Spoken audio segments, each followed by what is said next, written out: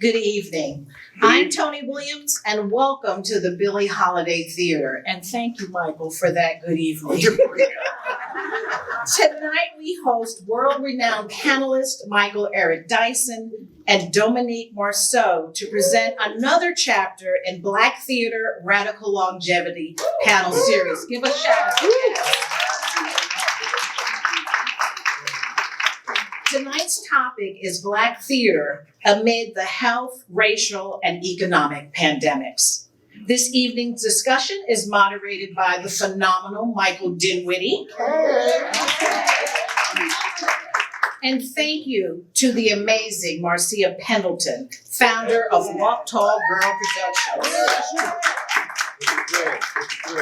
We've opened our doors to the Manhattan Theater Club and our on-site social media audience. This year, we're excited to celebrate the radical longevity of Black theater in Do or Die, Bed-Stuy. Another round of applause for that. May 17th marks the 50th anniversary of the Billie Holiday Theater. For 50 years, the Billie has celebrated and told our stories, our truth, in our way, in our theater, in the largest Black community in the nation, deep in the heart of Brooklyn. We're planning a wonderful 50th anniversary season with music, visual, and performing arts. The Billie is a testament to Black theater radical longevity. This happened because of the strong leadership that's been in place for over the past 50 years. I'd like to shout out our founding executive director, Marjorie Moon, who was a visionary and made many, many personal sacrifices to keep this gem glowing, followed by Dr. Indira Etwaru, who built on that foundation and continued the legacy of award-winning plays. I'd be remiss if I didn't recognize the president of Bedford-Stuyvesant Restoration Corporation, Colvin Granum, and the board. Now on to why we're here this evening. I went to see Skeleton Crew last week at the Samuel Friedman Theater, and it was excellent. The writing, the performances, the relevance, the resonance, and the complexity was captivating. I was drawn into the story and understood and identified with the characters. It was an experience. I was transported to Detroit through this story and became a witness and lived through the challenges of the auto industry and its impact on African Americans. Dominique, Michael, and Michael, I believe that each of you has ties to the Billie, so perhaps someplace in the discussion tonight, if you could please tell just a little short Billie story in tribute to our 50 years, it would be greatly appreciated. So thank you all for joining us tonight, and let's dive into the discussion.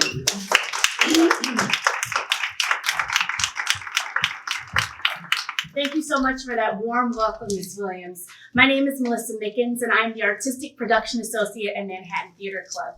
I have the privilege of working on our Beyond the Stage series, which creates a platform for continuing conversation long after the curtain has dropped on our Friedman and City Center stages. With a focus on community partnerships and audience engagement, Beyond the Stage employs panel discussions, podcasts, playlists, and offsite programming to highlight how powerful storytelling affects an audience immediately after viewing and the lingering big ideas that deepen our understanding of humanity. I want to say thank you to the Billie Holiday Theater for partnering with us on this, and that it is the beginning of a long and continued partnership for many years to come. With that being said, I would like to introduce you to Detroiter Michael Dinwiddie, who is the professor at the Gallatin Individualized School of Study at NYU, who is also a professor, composer, playwright, and a pretty great guy. Oh. He was my teacher. Mr. Dinwiddie? Thank you. The floor is yours. You get an A. I'm going to move this so everybody can see everybody over there. And good evening. Good evening. How are you tonight? I was going to be right here. I'm going to cheat. So yes, we are all three of us Detroiters here. And I'm just so honored to be here. I want to thank Tony. I want to thank Melissa. And I want to welcome you all here. This is an acknowledgement of the fact that the land on which we stand is part of the ancient homeland and traditional territory of the Lenape people and the Canarsie. We pay respect to Lenape people, past, present, and future, and their continuing presence in the homeland and throughout the Lenape diaspora. And you know, we as a people who came here in 1626, 11 black men, and 1628, 3 black women brought here as chattel, have shown what can grow out of hardship, despair, and hope. So I added that. That was my own. But I just want to thank Marcia. I want to thank the Manhattan Theater Club. I want to thank the Billie and Melissa for helping us continue this conversation. And we're going to spend time in discussion. And I'm going to turn to them eventually. Right now, I'm still doing my, intros and stuff like that. But, we're going to spend some time talking about things. And at the end, we'll leave time for questions. I have to tell you, it is so wonderfully disorienting to have an audience. Because we have done everything, everybody zoom, zoom, zoom, zoom. And so we got real people here, so y'all are scary. Okay, so it's true, right? I mean, Zoom. So Dominique Morisseau is an American playwright and actress from Detroit, Michigan. Okay. Oh my gosh. In backstage, I kept saying Dominique, and I was corrected. Dominique. So can you erase all this? Okay. Dominique is an American playwright and actress from Detroit, Michigan.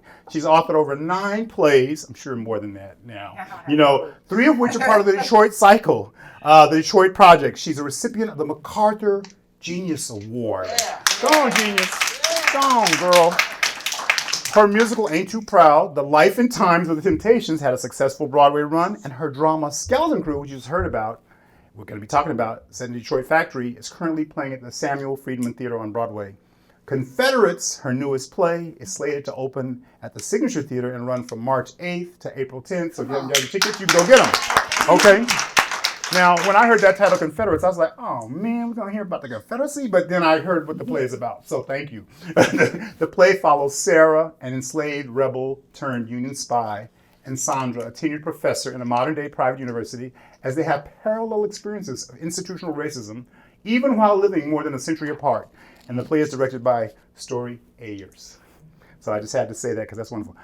Dr. Reverend Michael Eric Dyson, American academic, author, ordained minister, and radio host. He's a professor in the College of Arts and Science and in the Divinity School at Vanderbilt University. He's authored or edited more than 22 books. I think it's 23 now, Michael, right? 24. Oh, can't keep up, I mean, the boy got it going on. Okay. Well, we can wait. Okay. And I think everyone here is really familiar with his work, but he's written about Malcolm, Martin Luther King, Marvin Gaye, Barack Obama, Nas's debut, Illmatic, Bill Cosby, Tupac Shakur. And his next book is about Michael Dinwiddie. That was a plug. Okay, so I just want to welcome both of you. But good. Okay. Yeah, that's right. So don't worry. No, we'll get serious now. Okay. So I just want to thank both of you for being here and welcome you both and agreeing to our continuing discussion. Now, okay, I have to tell you something. It was July 28th, 2021 at 7 p.m. So I know you remember everything we talked about. So I didn't. So I said, you know what? I'm going to go review the tape and look at it again. And so come up with a couple of quiz questions to see who can remember what they said. So I'm going to get you first, Dominique. My first question was... Dominique. Oh, gosh. Okay, good. It rings, I don't even hear it. Okay. Dominique. I asked you, what was the first major theater experience you set you on the path as a drama lover? Your first major theater experience. I must have said I saw Stephanie Mills in the week. Yep, you win. You got an A. Okay, now. All right, and you also talked about Philip Michael Thomas, too. And you talked about that. No place to be somebody. Yeah, exactly, no place to be somebody. Michael, what was yours? What was your experience that you talked about? The first, what the wine set was by? There you go. You got it, by Ron Milner. These people know their stuff. They don't forget who they are. Yeah, you're right. Exactly. So that's all. Don't worry, the quiz is over. Yeah. So I want to talk about the fact that we came to this art to be liberated. And we have found challenges in that liberation and going towards it. And so, Dominique, I want you mentioned the fact that you were concerned that we were headed towards some kind of a Jim Crow theater. So could you talk about what you meant by that and guide us into it? Yeah. Thank you for reminding me that that I said that. I was talking about what work is being produced on stage and who is the work is being produced in front of, and the absence of the people that the plays are about in the houses that are hosting the plays. And so I think that felt to me very, old school, very Jim Crow, very, Black performers performing in front of all white houses. The only thing missing was the policy, the overt policy, regulating that. And I think that what I was hoping in that time that we said that was in 2020, right? Mm-hmm. Yeah, I think what I was hoping in that moment, in that time, was that somehow the pandemic was going to bring us through to another day in theater, that we were going to see a seismic shift in how Black communities, Latinx communities, basically all of the people that make up what is New York City, that we will see those people in the houses of the New York City houses that are built, on their backs. And I'm not sure that I've seen that yet. I haven't seen that yet, but I see glimpses. I guess the glimpses are what keep me in it. Mm-hmm. Mm-hmm. Yeah. Well, since our last talk, we've had 8 Black productions on Broadway. And however you want to think of it, this is a new day in terms of our experience as a people. And so, Michael, I want you to talk about your thinking about what's happening with the theater today. Well, it's great to be here with these two extraordinary thinkers and artists. That really doesn't still solve what Dominique said. More plays, less people. If you got a Jim Crow situation, remember Ray Charles said, I ain't performing no more when they got us separated. Mm-hmm. Sam Cooke, same thing, mm-hmm. Black, white, let them all come together, because we perform in Black music. Mm-hmm. And why is it that we're performing Black sensibility, Black intelligence, Black craft? And it's not that we don't want white folk to consume it or anybody else who's non-Black. We want everybody to do it. Yes. But we also want Black people to be able to see those performances, to engage them, and not relegate it to the gut bucket, but to the echelons that are, quote, elite in American theater, and Broadway is representative of that. That's why it's so important to have the voice and vision of this vital Detroit woman, mm-hmm. and artists representing such a broad span of Black identity, a broad spectrum of Black thought. It's incredibly important. So it's good to have those kinds of voices.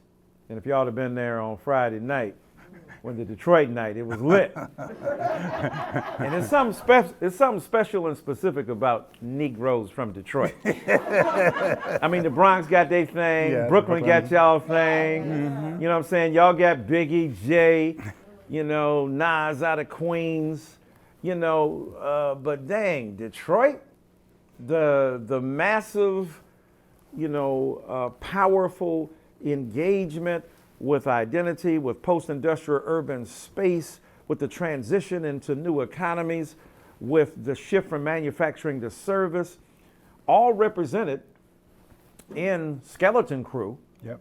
And the ways in which, now there's a big talk now about racial capitalism, and the way in which we got to demystify the accumulation of capital that squeezes out the cultural agency of ordinary actors, human beings. You look at her play, and that's the translation of Cedric Robinson in accessible, poetic prose, dealing with those issues. How do I work? What's the meaning of my labor? How am I alienated from it? How do you acknowledge who I am? How is there an identification between what I do and who I am? And so on. And then besides issues of race and gender and sexuality and so on.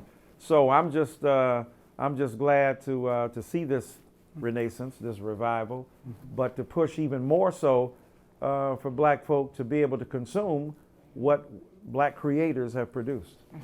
So you really triggered something for me. You said accessible poetic prose, because one of the things that came up in our last conversation, we talked about your play Pipeline.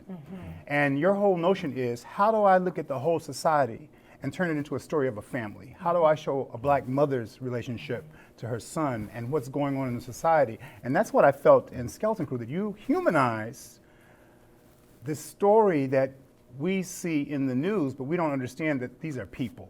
And so I want you to talk a little bit about your process as a writer and how you get to that, because that's not an easy journey to go from concept idea to a person or a story. I kind of do I feel like I go macro to micro, you know, like sometimes, most of the time, right? I get like big ideas, you know. I'm really bothered today by the blah, blah, blah, you know. I get big ideas and well, the Detroit cycle, I was clear, like, oh, I want to write about the urban rebellion that happened, that I used to call the riots in Detroit in 1967. Or I know I really want to write about gentrification, you know. I want to write about foreclosure crisis and the auto industry about to collapse. That's like a big idea.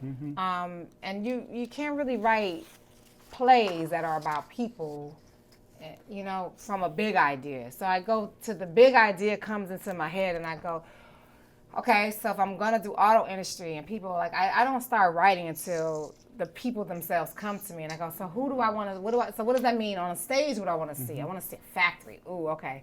Because I haven't seen that on stage. Like, what are they going to do? Because I love me some theater. I love like the creativity. I love to be like, blah, blah, blah, blah. And then somebody goes, we're going to create that. You know what I mean? And you're like, I don't know what that looks like. I have no idea. I go, ooh, Jay Dilla. That's one of my husband's favorite producers, and he got me up on Dilla.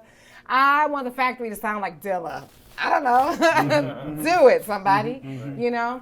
And then I think, what are the people, like, who are the people that I want to see that story told through?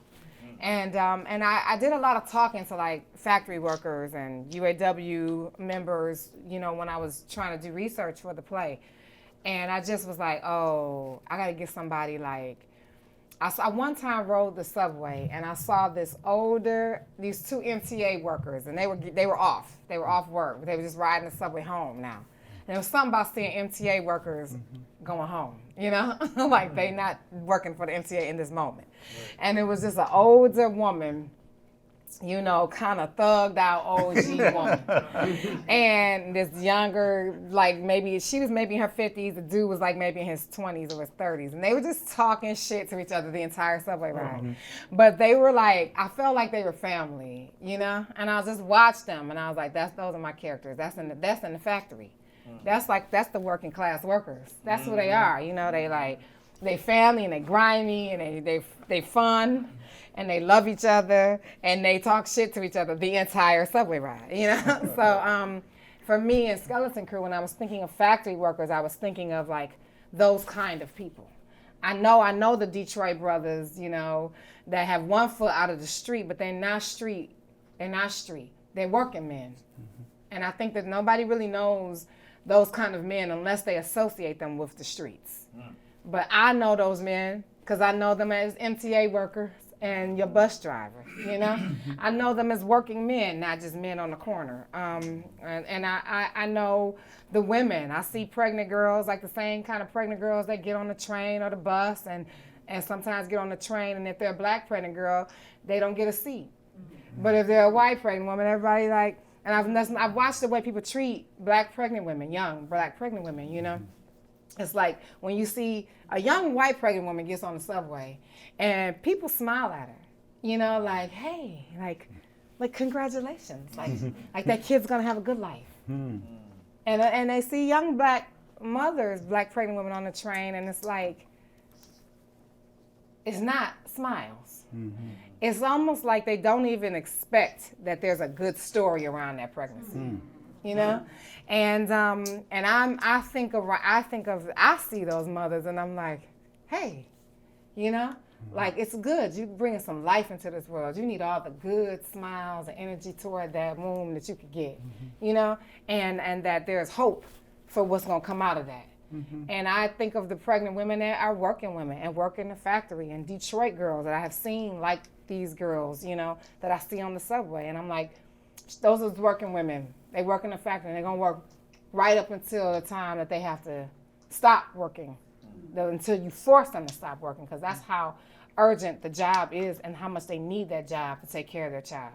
So, you know, I just started thinking of people, you know, and it comes from observing people that I start to think about what are the people in my life, in my world, that I want to illuminate on a Broadway stage or on a off-Broadway stage or in my basement theater of whatever place I call a theater, like a studio, whatever. In your children's books. Yeah. Everything you write That's does right. that. And so, you know, when you're talking about that, you really made me think about the mothers I've seen nurturing their children and taking care of them and really making sure that they are provided for. That's one of the things I know. When we think about, you know, Black motherhood, I mean, you've just had a beautiful son. Yeah. And you think about the fact that that's part of, again, I go back to Pipeline, which triggered your thinking about how do mothers protect their sons in a society that doesn't let that happen? How do Black mothers do that? And then I want Michael to talk about his experience with Pipeline and his family. Yeah, no, it's listening to Dominique break that down is so important. We don't see those people. We don't hear those stories. And when you look at the sheer velocity of willful white ignorance about Black life. Now, in Alabama, some white parents have gotten together to complain about Black History Month at all. That it is the perpetuation of critical race theory, and we got to stop it. Well, don't stop there, just end Black life. Because that's the point, right? That's the telos, as the Greeks would talk about it. That's the goal. That's the ambition. The ambition of white supremacy is non-Black existence, right? Or Black non-existence. And so those figures that dot the landscape are not simply a reproach to a white supremacist legacy of ignoring and denying Black life. It's also a chastisement of Black bourgeois culture that refuses to acknowledge the humanity of its fellows and its women and sisters and brothers. Because looking at that girl on the subway, sometimes even more bitterly through Black eyes, which would cast aspersion against her. What did you do? How did you end up projecting your own failed relationship, your own trauma onto her body? And so we got the class division as well as the racial one going on. And so when you think about a pipeline, my brother, one of my brothers lived in Flint. And then, you know, my father worked in the Kelsey Hayes Wheel Break and Drum Company, you know, hustling, a master setup man. They laid him off at 33. He refused to go on welfare, so we ended up starting a grass cutting and sodding business, Dyson and Sons. They used to laugh at us, but we were off the street. We weren't in the street trying to hustle, though I had a brother who ended up selling drugs, got sent to prison, accused of and charged with and convicted of second-degree murder, though we believe he was innocent. He died there 30 years in that prison. Another brother facing harsh conditions, another one with addictions, 5 of us. So when I got out, when I made it, what did I make? Where did I get out? Those people are with me. That's my family. That's who I am. So when I read or hear or listen to Dominique's words, they are so powerful because they populate in our collective imagination what it is that those Black people are. And as y'all know, real art is more than sitting the camera down and seeing what's real, right? Reality is artifice at the highest level on the stage. You got to condense narratives. You got to recycle beliefs. You got to capture sweeps of information. You've got to represent the distillation of ideology on human flesh, So when you think about a Tennessee Williams or a Eugene O'Neill or an Arthur Miller, when you think about an August Wilson and you think about a Dominique Morisseau, this is the genius to be able to translate that. And so my family, struggling against the odds in the deeper part of the ghetto of Detroit, against every, every indication of what we would and would not do, my family set up a bulwark of love and of determined resistance to stereotype and to dismissal of dream. And so when I take in the work of this magnificent genius here, it is a reminder of our common cause as black people, first of all, and then as human beings. And it ain't no either or, right? Black folk go to Broadway in films all the time, ain't got no Negroes in them. And we be like identifying with them, like, girls, stop, throwing shoes, and no, you didn't. Get out. No black people at all. Because our humanity allows us to identify with whatever you're going through. We see it and feel it. And yet many people don't look at us and see that broad humanity. They do it in segregated sports, right? The football, basketball, because they want to be LeBron. Mm-hmm. They want to be Kobe, mm-hmm. right? But or be Serena. Mm-hmm. But more likely, the same kind of negative energy directed toward that black girl who's pregnant, because everybody, with the white girl, it's life. It's beautiful expectation. I identify with you. You could be my daughter. You could be my wife. So we identify with them. The black girl, no such thing. You're probably a welfare queen. You're going to beat the crap out of that child. As soon as that child gets here, you have no, right? And on and on and on. And to be confronted with those truths in a work of art is a magnificent and remarkable thing, which is why we celebrate what she does. And I think that's important to talk about what we do as artists in general. Because the theater is the place where those images are not what we see. Mm-hmm. The theater is the place where we create a positive notion of our identity, even in the struggle, mm-hmm. that we understand that. And so, I think back to, or at least a productive one. It doesn't have to be positive, right? It's true. You want to get caught in positive. Where we can start to think about how to struggle, mm-hmm. what makes sense. I think back to J. Franklin's Black Girl, which Woody King produced mm-hmm. in the 1970s. I think about the plays in which African American, I think about For Colored Girls, right. where we see the struggles of black women, we see right. them overcoming them, we see right. them struggling with them, we see all those issues. Right. And so I really think about that. And so the theater, the Billie Holiday Theater, in a long tradition, 50 years here, but in 1821, we had the African Grove Theater, the first black built, produced mm-hmm. theater in America, Bleecker and Mercer Street on NYU territory. And NYU is they're building a building there now, a 20-story building, and one of the theaters is going to be called the African Grove Theater. Yeah. So that is something that we're really excited mm-hmm. about, because that neighborhood used to be called the Land of the Blacks, because it was so populated. And the neighborhood that was the Land of the Blacks was Chinatown, Soho, Nolita, West Washington Square, all that area. That's where the Negro lots were on Lafayette Street. And I say all that to say, so much of our history, we lose it.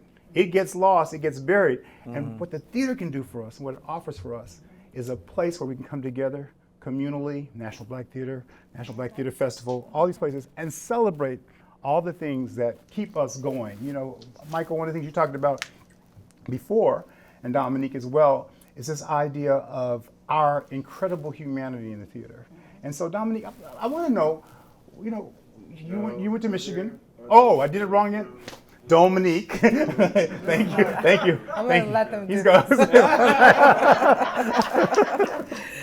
You're like, do you know your name? Okay, it's Dominique. Okay, yeah. I was just gonna ask you, why theater? What made you go to theater instead of, you were a teacher, you had other occupations as well, you were teaching artists. Why the stage? Why go into this crazy business?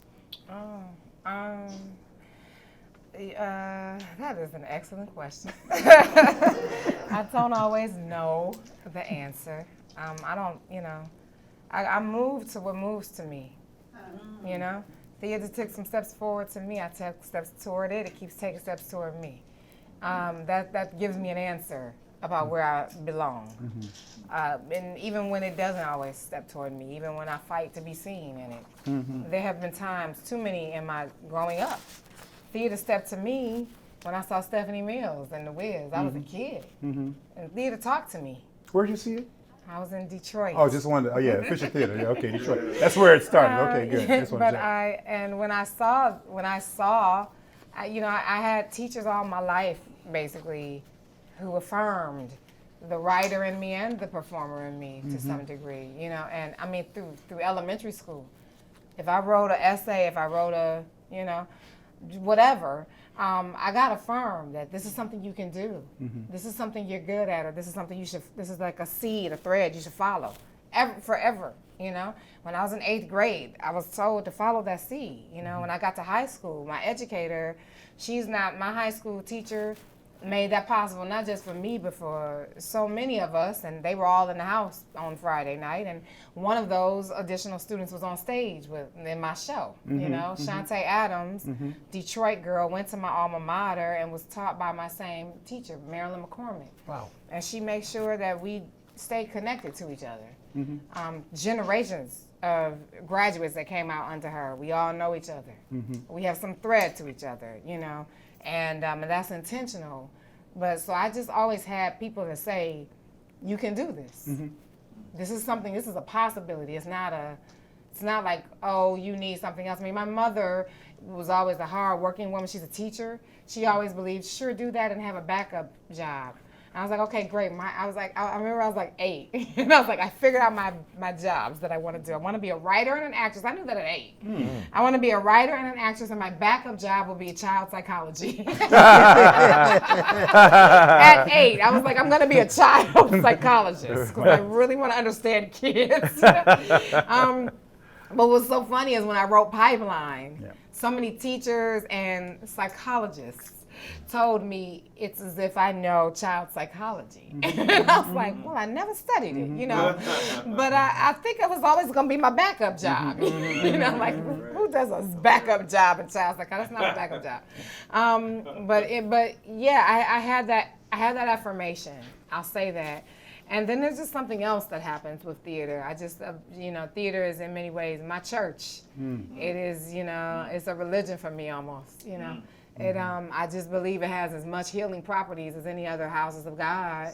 And I believe theater to also has the potential to be another kind of way to receive the word. Yes.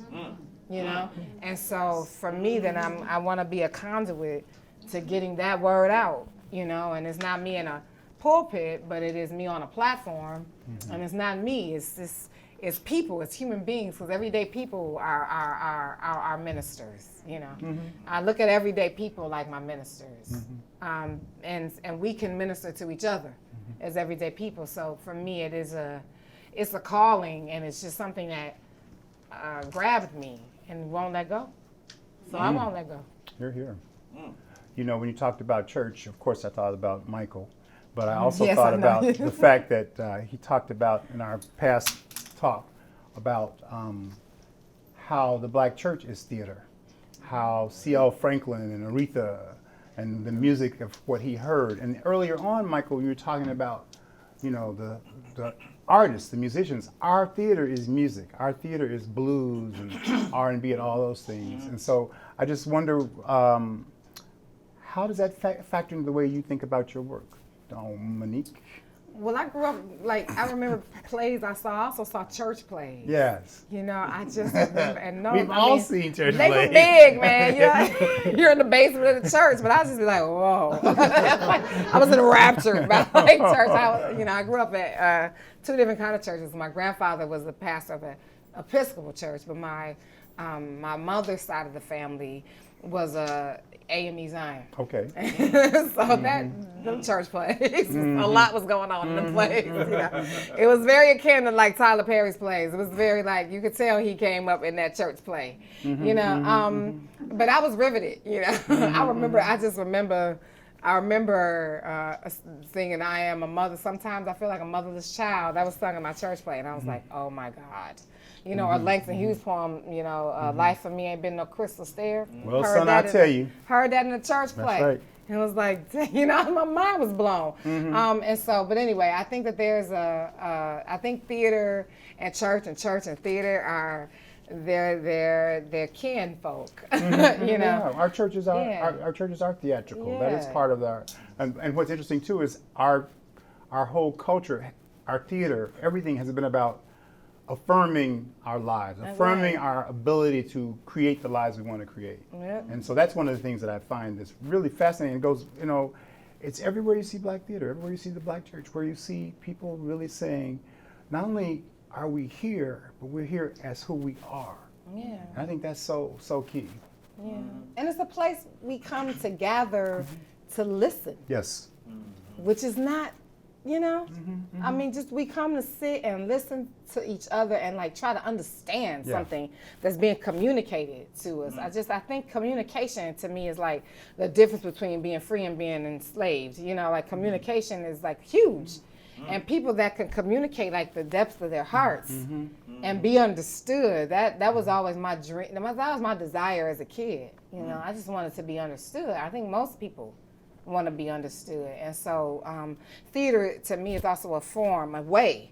I mean, I have to take a lot of hits when I put myself out there on stages. You know, when I put my work and my ideas out there, because I will be often misunderstood and sometimes intentionally misunderstood. Sometimes, you know, like thwarted, like because people don't like my agenda in my work or what they assume is my agenda. So now you hit something interesting, which is people call you a political writer. And you don't think of yourself like that. Well, I shouldn't say that. I say you didn't start thinking of yourself like that. Yeah. But I mean, when I think of politics, I think of mama, mama. Everybody thinks we're wrong. But who are they to judge us? Just because our hair is long, is that political or is that a song that just floats in the air? I eventually caught what you were singing there. Oh yeah! Oh, that was cold. That was really. I said, you oh know, damn, that's Marvin Gaye. Thank you, everyone. It was so nice being here, Michael. You take over. Here, you take this over. Okay, go over. Go over. Plus, because our hair is long. Wow. No, that's my brother. Oh yeah. You know, it's brilliant how you're putting that together, though. I'm joking with him because he's so the effortless way in which he weaves that together. It's just ingenious. Thank you. But you're right in the look. Here we are sitting in New York, not just New York. We're in Brooklyn. So y'all got the rituals. You think about two of the greatest preachers in America. We're here. Gardner. Right? Gardner Taylor Yes. and William Augustus Jones, both now with the ancestors. But Gardner Taylor, God saves us not by flattering us, but by opposing us. If you want to be a great preacher, it is not in the magnificence of your voice or the elegance of your gestures. It is in a heart broken and put together by the eternal God. I mean, right? One of the great joys of my life, having preached at his church at the end of his ministry. And then William Augustus Jones, who who was said to have a voice, as they said about Carlisle Marney, a Southern Baptist preacher, a voice like God's, only deeper. And he would, you know, I mean, the majesty of the poetry. The disciples sit after sundown at supper. Well. Wandering horns going to be the big shot in the kingdom of God. And then with the crisis swelling to bewildering proportions, with the shepherd about to be slain and the sheep about to be scattered, with Gethsemane beckoning and Calvary calling. I mean, this is right every Sunday, the majesty of the oratory, the power of the poetry, and as you said, the theatrical articulation of our identities. Now, I grew up in Detroit. Sunday morning, my pastor for 8 and 11 o'clock service, Dr. Frederick George Sampson. Watch out now. God stands on tiptoe expectancy. And he was talking about the child in the Gadarenes, right? Lost his mind, went into the graveyard. It's all right to visit a graveyard, but you ain't got no business making it your address. And then he would preach quoting both Bertrand Russell and W.E.B. Du Bois and Langston Hughes. Wow. Then in the afternoon, Charles Gilchrist Adams, the Harvard Hooper, and talking about drunk on the eve of Reconstruction, speaking about Noah before they got on the ship and getting drunk before they changed humanity. And he says, I know you can take failure, but can you stand success? And then went into that, and then took a broom in the pulpit sweeping. And then at night, I would hear C.L. Franklin. Yeah. You don't hear me. Right, what the chanted sermon is, as it's been called. So that's theater, that's agony, that's potential, that's power. But in those words, and on those words, we hung because our destinies hung on them. Yes. As Dominique was saying, you know, talking to each other in a language we understood, in ways we could comprehend, in a way that was unapologetically rooted in our own infinitely capable blackness, and yet the ability to try to talk about what was important to us. The theater is much like that. Some have said hip hop in its own way was doing that, but there's no question that the theater coming together, and she is one of the great priests, an orisha, a poet, a prophet, a minister, because that's, and if you would have, I mean, we were up there in Apollo, I mean, in the, It was like it was Apollo. That's That's right. what happened. It was like we were at the wow, Apollo. and we were going like, and the white folks sitting next to us like, Jiminy Cricket, what's going on? No, but we were the give and take, the back and forth, the A and the B selection. I mean, it was right there. It was like a concert. It was like a performance in the church. It was like, it was a play. It was magic. But see, and it was Dominique black is messing magic. up the theater. She's messing up the theater. Oh, yeah. Because you're supposed to be quiet when you sit in the theater. Oh, man. And when you go to Dominique's plays, both of them right. She puts in the program, you can make noise, you can talk, you can respond, you can do whatever you want to. And so that's part of what she does. And then when you bring me to the notion of the theatricality of the church, I think of James Weldon Johnson and God's trombones. So that from the beginning we have, in our culture, we have this real recognition of the theatricality, and God stepped out on space.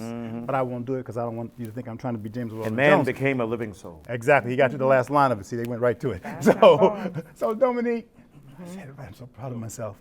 Yes. What's got to happen now in the theater to get to where we want to be? Ooh, that's okay. I mean, I don't singularly have the answer to that. Well, why are we here? I don't singularly have it. I don't have it. I know the answer actually isn't in singularity. I know that. That's right. I think the answer is in collectivity, and that's been happening. That's been happening. Now, that has been happening over the course of 2020 and 2021. That theater has been pushed to face its record. Well, white American theater has been pushed to face its reckoning, to be called to task, not only by Black and Latinx and Native American, Indigenous folk and Asian American folk, but also by themselves, by each other, you know. But they've been called to task by also institutions of color, Black institutions, that recognize them to be co-opting the Black talent of the Black institutions. You know, I say that because, like you know, we mentioned earlier to talk about our Billie Holiday story, but this is a theater that helped me, workshop and develop some of my plays. You know, I had readings of my plays in the Billie Holiday Theater. I've seen plays, many plays in the Billie Holiday Theater, and seen myself reflected on stage and my people reflected off stage. And that is a normative of Black cultural institutions. It's not the normative of white American theater. So those of us who are working, and for me, I have never left the Black institutions. I want to say that because there's I think a practice, or maybe an assumptive practice, that once Black artists, I don't know, make it, whatever that is, you know, because I actually don't define making it like that. But once Black artists make it, that they leave the Black institutions that birthed them But the Black institutions, I don't leave them because they don't leave me. I mean, they're with me everywhere I go, and I return, and I send my work there, and I, you know, as Black writers, we're supposed to make these decisions about our plays. Like, you know, hey, if you're in Minneapolis and it's the Guthrie wants it, and also Penumbra wants it, you know, or some Mixed Blood or some other theater wants it, you're supposed to go with the theater that can give you the biggest license. And that's what your publishers expect too. Well, the Guthrie wants it. My stuff always goes to Penumbra first. And there's not even, nobody calls me and asks me about it anymore. If it's Penumbra wants it, Penumbra gets it. That's it. And I think my team, that's not easy because teams will drop you if they feel like she keeps giving us the low ball, she won't give us the thing that makes the most money. You know, there's a balance to everybody, and I can't speak for other people's balance, but my team knows I'm gonna keep working. So be patient. But these are the institutions that build me, and I can never not acknowledge that. So I just want to say that, and I want to thank the Billie Holiday for being among the number of Black theaters. You know, and when you say that too, the Billie Holiday was instrumental in helping create the Black Seed. That's right. Millions and millions of dollars going towards Black theaters. That's right. From the Mellon Foundation. That's right. You know, with the people who are going to really keep that going, 3-year contributions to theaters, the Black Theater Network, other places. Thank you, sir. Thank you. Help me say Dominique, okay? He's like, I can't do nothing for you. Okay, I can't help you with that one. So, Yeah. we really, really are grateful to the Billie, and I just think of all the different productions I came to see under Marjorie Moon, under Jackie Alexander, now with the interim director, Sandy Boy. I'm looking forward to the 50th anniversary celebration here. I know it's going to be special and spectacular. And the Billie hasn't always been thought of as something that would survive in the community. It has had to do that hard work of people in the community really, really struggling to make sure that its history was known. So I want to know, and you're right, we can't come up with solutions right now. But I'll say this. I think there is a solution. And it is to listen to the people who have been making demands all over this field right now, because that's been hundreds of theater workers that work all across this field. They work all over the country in theater to call theater to task, and I can't single-handedly. I amplify every organization, every activist organization out there, and there's a lot of them right now. There's like Broadway Advocacy Coalition and Broadway for Racial Justice and Black Theater United and We See You White American Theater and Black Theater Coalition. Oh, I absolutely signed. What did that letter say? What was it saying? That letter, I mean, you're gonna I can't spit it verbatim. Right? No, I don't think you do that. But to give people an idea. The letter was calling to task white American theater for essentially not walking the talk. Yeah.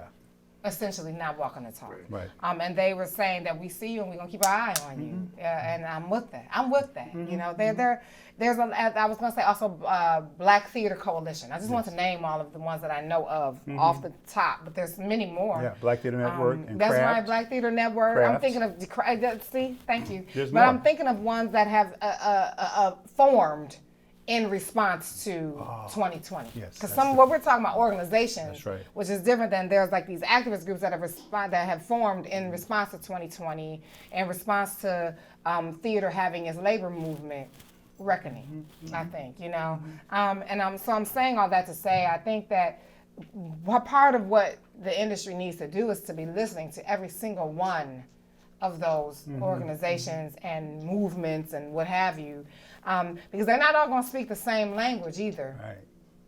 But or ask the same questions. Or ask the same questions. And if you're only listening to one, you're trying to pick and choose your Negro, and that's not going to work.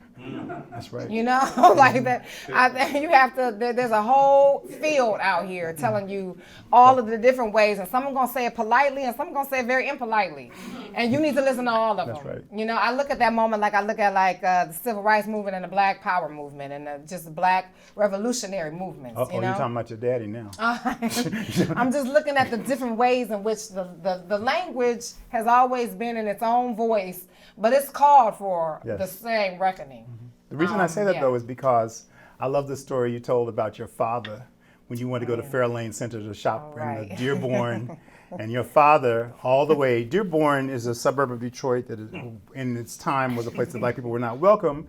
And Dominique in the 6th grade had to go to Dearborn to shop because that's where the boys were and their friends and everything. I'm mansplaining, I apologize. And her father put on the radio. He blasted, he didn't want to take me to the mall, I was going to say that. But we compromised. So he took me and my friends to the mall that he didn't want me to go to, blasting Malcolm X, the Ballad of the Bullet. So now you know where she gets the seeding of who she is and why this is not a departure from a tradition, a radical cultural tradition of who she is. I just wanted to say that. Delivered in Detroit, right? Yeah, of course, of course. Yeah. And Fannie Lou Hamer was on one of these programs, maybe in New York, with Adam Clayton Powell. But yeah, you know, it is important to talk about black multiplicity, right? Because we don't want to, on the inside, do what has been done to us on the outside. Yeah. You're the only real Negro. You're the only righteous Negro. You're the only provocative one and appropriate. Because when you think about the revolution, having written 2 books on Martin Luther King Jr., wasn't a Negro in America as revolutionary as him. I don't care what you're saying. I don't care what you're talking.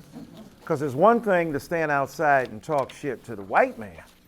And it's another to get inside like Samson and knock down the pillars. And the only way you can get in is because you accept it. Right. And then you can kill the infrastructure. That's right. And so he's an educated Negro, PhD, and he was revolutionary because he grew increasingly aware of the intersection between race and wealth and military might and power and economic inequality, and talked about it in powerful ways. So at the end, he's saying that, I hate to conclude this, but most Americans are unconscious racists, right? That ain't what they're saying on the King holiday. No. And so Malcolm called him, at one point, the greatest tool the white man has had, an Uncle Tom. But then Malcolm saw how hard it was when he started getting pressure and heat from within the circle from other Negroes. And then he went to Selma and told Mrs. King, tell Dr. King I do what I do so he can do what he does, so they can say if they don't deal with him, look who they're going to have to deal with outside of that. But he also had to repent in a way, and people get mad when I say, look, he calling King a sellout, and yet King is doing the work from within. Can't we both? You work Starsky, I do Hutch, you do the inside, I do the outside. Now, you can't surrender and give up, and just because you outside don't mean you more legitimate, right? Because what you're doing with it, and you might build up a kingdom and a fiefdom of your outsidedness that is antithetical and anti-democratic to the very people who need to be represented. That's right. We've seen that, right? So the power, again, of what this tremendous playwright does, and the ingenuity of what Brother Michael does, is that, look, this blackness is multifaceted. It's like an ocean. It's too deep for one person to carry it, right? Howard Thurman, the great mystic, said, you can go to the Atlantic Ocean. You can dip your glass in the Atlantic Ocean. It may be full of the Atlantic Ocean, but it ain't all the Atlantic Ocean. So everything you saying may be true, but it ain't all the truth. And so, and I say this because I'm sure everybody up here has been criticized from one end or another of our particular blackness. The reason we hear it is because we love you. The reason we hear it because we still hear, because some Negroes ain't hearing it because they don't give a damn. So they ain't hearing none of your criticisms because they don't care. The echo of your voice will not reach them because they've been insured against your voice by letting distance from us as people. So to be involved with people is to be hurt by the people you love, is to be bleeding for the people for whom you bleed, and for them to make you bleed more. It ain't no ideal situation. It's ugly, it's powerful, and yet it's so necessary for us as a people. So when I think about black art ain't just to make you feel good. No. And Dominique and I were having a conversation about generations. Yes. She's a couple years younger than me. And daughter but I was saying we gonna absorb you. You know, she's his granddaughter and my daughter. Okay. So, but the thing is that one of the things I'm having problem with is the cancel culture, right? And a lot of young black people, oh my God, everything. You know, what do they say? for young people, everything is trauma, and for older black people, ain't nothing traumatic. So we got, right, because we were like, you got to suck it up and deal with it. But that was destructive. Yeah. The younger people taught us to self-care, but self-care can't be unstinted arrogance and hubris, and it can't be myopic narcissism. It's got to be a balance between the two. And cancel culture is white supremacy by proxy, right? Because black people ain't never tried to cancel nothing except debt and our bills, but to cancel other people until your black ass will get canceled, until somebody wants to cancel you, until somebody wants to turn that light against you. Accountability, absolutely. Holding people to account for what they have done and the wrongs, and to admit them and to confess them and to confront them, absolutely. But to eradicate them? Zero tolerance is a white supremacist logic from the white right wing applied to black people mostly. Zero tolerance for dropping, that's why they kick us out of school. That's why they send us to prison. And yet they're practicing tremendous tolerance when it comes to January 6th. All the people who hate the anti-police people hate the police on that day, because the real religion in America is whiteness. The real facility in language is whiteness. And what she does with her plays, what so many other gifted thinkers and writers do, is to demystify whiteness and to challenge it and to say that that ain't the case. The great philosopher Beyonce Giselle Knowles said that it has been said that racism is so American that if you challenge racism, it looks like you're challenging America. Don't we see that going on right now? White folk can't distinguish between our challenges to your white supremacist distortion of the Constitution and the Constitution. You ain't got no copyright on that. So black art at its best not only holds up a mirror to black people, it holds up a mirror to America This is true. and the world to grapple with who and what they are. I just want to throw Well, I'm going to add to what you said, but I'm going to add your words to what you said, because in our last conversation you said, and I quote, talking about black art, it conjoins both the internal dynamics of artistic production and imagination with the opening up of spaces of reflection that cause us to see the beautiful, intimate rituals of black sustenance that mediate our humanity. And you go on to talk about how we gave all people an entree into humanity by forgiving them enough to include them in our prayers for their peace in our art that opposes them. And then you talk about the fact that rage is nothing but joy and hope turned inside out. Now I'm preaching like you, right? But rage is another way to spell love in our case. But we are here. We are here filled with this spirit. And the thing that makes the theater so incredible is it's a communal space where we struggle with these things, where we confront them. I think of all the writers. I think of Charles Fuller, and I think of Philip Hayes Dean, and I think of Katori Hall, and I think of, we can just name them all. We all have the writers. Ron Milner, that's right. And coming through, all of the people I've named have come through African American institutions in terms of their work.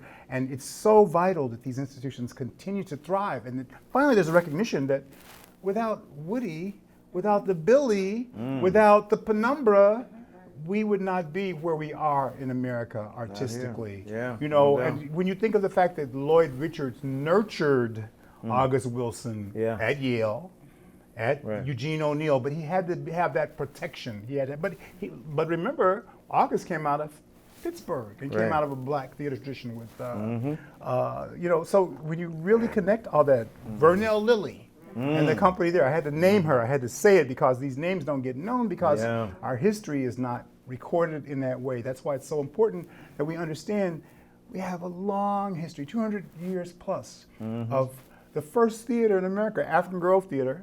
The William Brown wrote a play called King Shadoway's Rebellion, talking about blacks rebelling against a slave system in the Caribbean.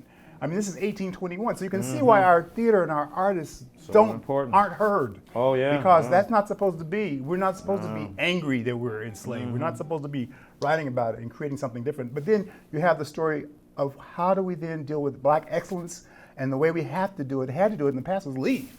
Ira Aldridge had to leave. You know what I'm saying? He couldn't stay here. But now we have opportunity to find ways for black excellence to be part of the American narrative. And what we have to do is unpack and unseat the notion that excellence only belongs to one tribal group. Well, no, that's a great point. And then think about it, we have to leave, or we have to challenge the dominant culture to expand.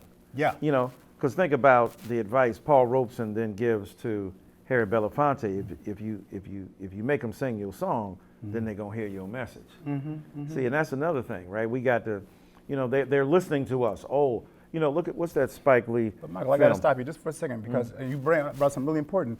That in 1963, Paul Robeson was at the March on Washington, I mean, but he right. wasn't up there. No. You know of what I'm saying? course So not, the issue we have is Right. how do we celebrate Alice Childress and Trouble in Mind? How do we Right. keep alive that history? So I didn't want to interrupt your thought. No, I no, just no. wanted to really point that out because Paul Robeson felt that he had been, you know, forgotten Well, he in that had history. Been. He had been thrown away. He had been made disposable. That's what I'm Exactly. saying. Yeah, But this, come on, bro. this is my beef with cancel culture. You can't dispose of people. Yeah. You can't get rid of them. Soft you. A word or two before you go. I have done the state some service and they know it. And when you speak of me, speak of one who loved full wisely but not too well. This dude's speaking 7 languages. Yeah, baby. You know what I'm saying? Can sing. Got a law degree from Columbia. And Played professional football in 1919. Got turned down from Princeton. right. Right? Went to Rutgers. I mean, my God. And you know who arranged the scholarship for him at Rutgers was Lena Calhoun, Lena Horne's grandmother. So our families, the our intimate culture, webs, yes. right? So the point is, we can't afford, right? Unless there's some egregious examples, and we got some, Clarence. But egregious examples of people who have just sold us out to a degree that's just unconscionable. But there are multitudes. And when Ms. Dominique said about it ain't singularity, That's right. because ain't no one person got the answer. We have to come together, and you got to be satisfied with all black people ain't gonna see what all black people see. And everybody, you know, to me the myth of that we all got to be unified. You ain't gonna never. Well, I'm gonna be presumptuous here. Uh-oh. I'm gonna say I ain't gonna never get down with Clarence Thomas. He gonna stay black till he die. I'm gonna be black till I die. Yep. We ain't got to be unified because we ain't on the same unity bandwagon. That's right. So our blackness doesn't have to be tethered together. Right. I think his is destructive. I think it is self-defeating, and I think it is self-hating. But having said that, that doesn't make him an illegitimate black person. Right. It makes him a black person with whom I seek no company. And so we don't have to all be together. Just a few. Civil rights movement, a few. Most black people weren't involved in the marches. They couldn't. They had And to they go to work. dogging young people. Now, you ain't doing nothing. Okay, mama, show me the picture of you on the Selma Bridge. I'm just curious, right? When you ask most Negroes, they were not physically involved. going to work. But His approval rating was low before he died. come on. And not only was it low, absolutely right, that the point is that people did do, as I hear Michael indicate, people did what they could. I can't march, but I could cook you some chicken, right? I can I get my can't be at the children fed. NAACP, but I could show enough provide you a space up in the church, or I can give you 3 cars from the funeral home That's to be able to right. do what you got to do. So black folk pitched in where they could. So I'm not demonizing that, but what I am saying, when I hear all these people, Jesse Jackson ain't, Al Sharpton ain't, first of all, you ain't doing what they doing. You ain't making the sacrifice they making, regardless of what you think about them, right? on, Because you don't even know Jesse Jackson and the greatness and the depth of what he has done, despite you know him by his what? Sins and flaws and his recent evolution. You don't know the depth of what you do is resting upon what he did. But my point is that most people did not physically get involved in the movement. Most black people didn't participate, but all black people benefited. So that kind of recognition, I think, has to go a long way for us to understand the sacrifice and the contributions that those leaders and some of our artists make. And what we have to do with our artists, before you say, we got to say, I was going to say, we have to understand how to support them. Yeah. When and how to be able to do the things that go around them. So go Well, on. I want to say something about. I want to say something that I think Reverend Dr. Dyson, Reverend Dyson. was touching on before we kind of moved past it. But you were before talking about cancel culture. Right. We were speaking on trauma. Yeah. And I think that there's, and I don't think that they're distant strangers from each other, those two cultures. I believe in accountability culture. I want to name that because I believe like any culture, something got created for one thing and then it changed, right? I think people who had no voice and who felt like they were constantly seeing things go without accountability, who are used to being abused inside of institutions and inside of just a culture, frankly, and seeing no recompense, no restorative justice, nothing. Right. Just we're used to getting railroaded and nothing happening. Have the power of their own media as opposed to the power of the media that exists in the establishment to speak out and use their voice, right? And so I don't want to untrain the everyday person from speaking their truth out loud. That is not the same as what I think has become mob mentality or the criminal courts of the streets, right? Because I think the criminal court of the street is originally seeking a kind of justice that is not finding inside of the justice system. But then the criminal court of the online streets has become a more aggressive and a more biased system than the criminal justice system that we're trying to dismantle. And so because at least in the criminal justice system that we are actually trying to dismantle, there is scale to crime. And in the streets of social media crime, there is no scale. Every punishment is death. And so because we know in a AI kind of world where there's cryptocurrency, like your online life is almost more valuable than your actual life. Right? So then to kill someone online is to kill them. From being digitally present. It's like erasing your digital footprint erases your footprint, and that's a scary place to get to just socially in general. I think that I don't want to stop the power of the voice of the one who uses their own tool of media to say a crime or an injustice has happened against me and I don't have any other agency but my own platform to speak my truth. That should not stop. I think what needs to be measured is what we are calling upon our people to do and how to do it. And I think that I have faith in the next generation, although I think we need dialogue constantly between all the generations. And there's always been gaps that have not been filled, and there's not enough linking of arms between generations to come to find to me the next generation that is right now the rebel generation, because every young generation is the rebel generation. My generation is the hip hop generation. We were the rebel generation. No one understood us from the generation ahead of us, right? That's what we felt, at least instinctively, right? Because no one understands your new language, because your new language is like remix, and it's like coded, and it's What's like up? I can't speak this online. I don't even know these like the shorthand and this, let me all know. these letters and shit. I'm getting confused with all they mean. Now they going really long. It's like 20 of them, and everybody can read that shit and know what we're saying, But people will go, hey, that's not, you're not supposed to. That's like removing good English, and we're going to create a bad culture of something, right? There's no such thing as that. That's right. Because language is a tool. It's just a tool of communication. And if they can understand their communication, that means we're left behind. And so that scares us to say, hey, you got to change the way you communicate.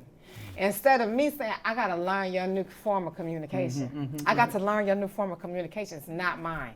Punctuation is changing, but all language were tools of oppression. I'm Haitian. The majority, I have a friend of mine said this to me once: to love a people is to learn their language, right? I think about that a lot, and I'm gonna say that it's gonna get. I think about that a lot because I'm Haitian, and I don't speak Creole. But when I was going to visit Haiti with my father, I was like, I gotta go learn Creole because I gotta at least be learning like sloppily. I gotta get one-on-one Creole. I gotta do something. Cause I can't go see my people and not let them see that I'm trying to communicate with them. Because they're gonna misinterpret me as not loving them. I gotta teach my people I'm loving you. I don't have it in me naturally, but I'm gonna work really hard to communicate with you because I do love you.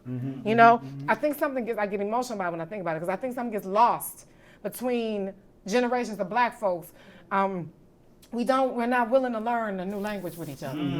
And that's concerning because language has always been a tool of oppression. In Haiti, I'm just gonna keep using it, the 1%, the 99% of Haiti speaks Creole. What is taught in school is French. 99% of the country speaks a language that is not being taught in their school. Do you want them to succeed? And then 1% speaks French. The 1% that rules the government speaks a different language than the 99% of the people that you're ruling over. Then you don't love the people that you're governing. That's the problem, right? To me, to love a people is to learn whatever your new language is, because that new language will be the word of the day. And the only reason I don't want to learn your language is because I don't want to change. I'm not willing to give up what I'm comfortable with to embrace you, even if you tell me that that's what makes you feel safer. Even when you tell me this makes me feel more seen, this makes me feel less hurt in the world. And I go, you need to get over your hurt. Instead of like, okay, well, what's the language?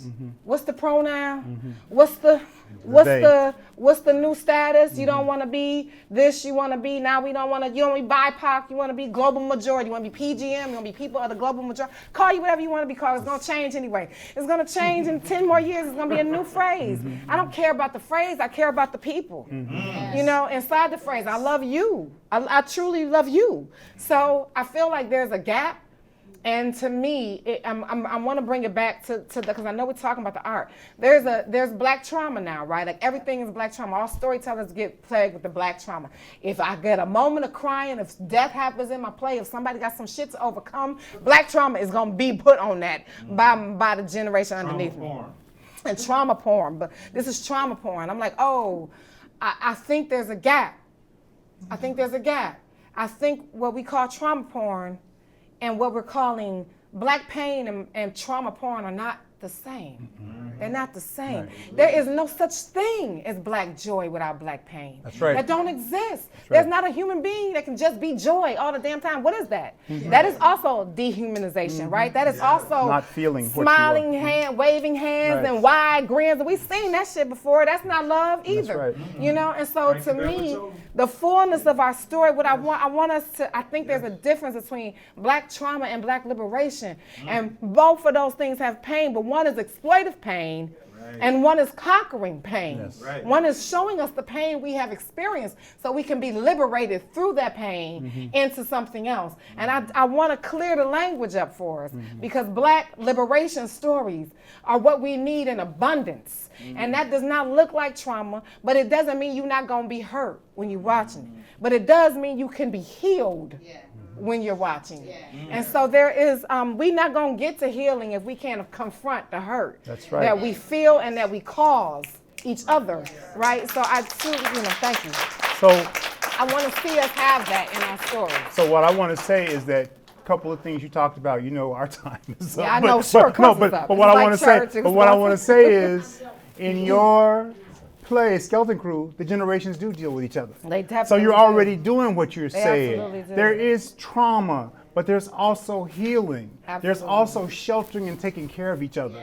And so that's what we get with something that someone sees as a destructive act, but actually ends up protecting the next generation. We see the sacrifice of the generation that went before. And so, and all those things are there, the things you're talking about. So this is the moment where I have to just say, thank you, Dr. Reverend Michael Can I just say Dyson. one thing just to add because I have to of the let you, because brilliance. otherwise it'll hurt me. Go No, on. no. I mean, that's so profound. Yes. This homiletical ingenuity that we've just heard is so powerful, right? And I think about as almost as old as you are, as I am. But when we're both in, you 54, I'm 58, Right. 70, so we got intergenerational connection. No, I mean between Born in me and you 54, and her. 50. Right, Okay, right, thank right. you. So, but the thing is that I think that's so important in terms of the language, which I've written books on Marvin Gaye and Jay-Z, Right. and Nas, and Tupac, right, and black women, right. Not only the age gap, the gender gap, the sexual orientation, writing about that, and so on. And that is such an important point to make, that we're not dismissing the legitimacy of people's languages and the forms they take. I think it's something that Lil Wayne said, I texted Bonics, but I talk, right, in a different way. And so people are multilingual, even within the same language. They're multilingual, code switching, speaking according to situations. So the brilliance of what we just heard is a word, as they say, on this Sunday, not having gone to church, and to hear Reverend Dominique Morisseau. Morisseau. Reverend Dominique Right. Morisseau. It's so important. From the Reverend. We're not gonna pass the plate. We're not gonna pass the plate. No, we're But we gonna wanna pass the thank plate, you. though. No, we want to to thank you so much for being an audience that gave us this incredible energy, and we want to thank you, Michael and you. Dominique, for Dominique. being amazing. Thank you. Thank you, sir. Thank you. Thank y'all. Thank What? y'all.